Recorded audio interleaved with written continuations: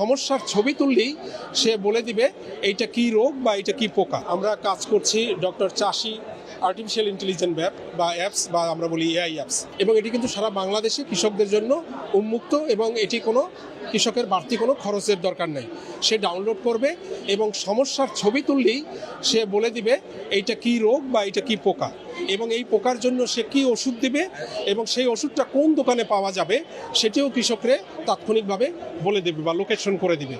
এবং এতে কৃষকের যে অনাকাঙ্ক্ষিত যে পেস্টিসাইড ব্যবহার করে তারা এবং পোকামাকড় যে লাগে সেগুলো নিয়ন্ত্রণ করা তার জন্য খুব সহজ হবে, এবং এতে টাকা বাঁচবে কৃষকের, তার ফসল রক্ষা পাবে, এবং কৃষক যে এটার জন্য বিভিন্ন জায়গায় দৌড়াদৌড়ি করে তার অনেক টেনশন, সেই সময় তার বাঁচবে। এটি হলো একটা দিক।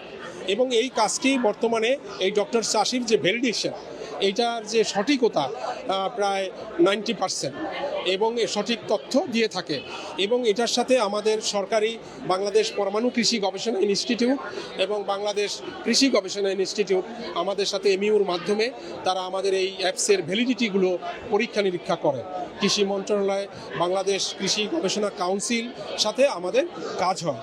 এর পাশাপাশি মদিনা টেক জিনিয়াস ফার্মসের যে স্বত্বাধিকারী মদিনা আলী, তার নেতৃত্বে এখানে একটা কৃষি টিম এবং আইটি টিমও এখানে কাজ করে, যারা কিনা এই সিস্টেমটাকে গত 4 বছর ধরে একটি স্বতন্ত্র এআই প্রযুক্তি দাঁড় করিয়েছে কৃষিতে।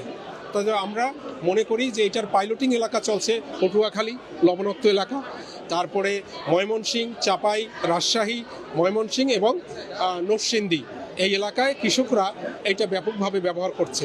বর্তমানে প্রায় 22,000 কৃষক এই অ্যাপসটি ব্যবহার করছে এবং তারা তাদের ফসলকে রক্ষা করতে পারছে। অ্যাপটি ব্যবহার করবে কৃষকরা, পুরোপুরি তাদের কোনো সার্ভিস চার্জ দিতে হবে না। এটার কতগুলো বিজনেস মুড আছে, যেমন এই মুহূর্তে আমরা ফার্মারদের কাছে সারা বাংলাদেশে এটা সকলের জন্য বিনা পয়সায় ব্যবহার করে। টানা 7মবারের মতো বেস্ট টিস্যু পেপার ব্র্যান্ড হিসেবে স্বীকৃতি পেয়েছে বসুন্ধরা টিস্যু।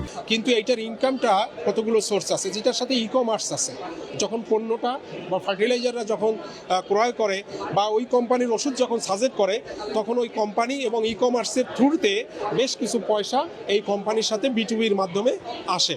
এবং আপাতত আরেকটা কাজ হয় যে এখানে বিভিন্ন ডেভেলপমেন্ট কোম্পানি, ব্যবসায়ী কোম্পানি, বিভিন্ন প্রাইভেট এনজিওস তারা বিভিন্ন সিস্টেম ডেভেলপ করে, সেই কোম্পানি এই সিস্টেম ডেভেলপ করেও দেয় তাদেরকে। আসলে আমরা যেটা দেখেছি যে অ্যান্ড্রয়েড ফোন একটা সমস্যা ছিল, কিন্তু এখন দেখা যায় যে স্কুল কলেজে পড়ুয়া যাদের পরিবারে ছেলে মেয়ে আছে, কোনো না কোনোভাবে গ্রামে একটা অ্যান্ড্রয়েড ফোন আছে।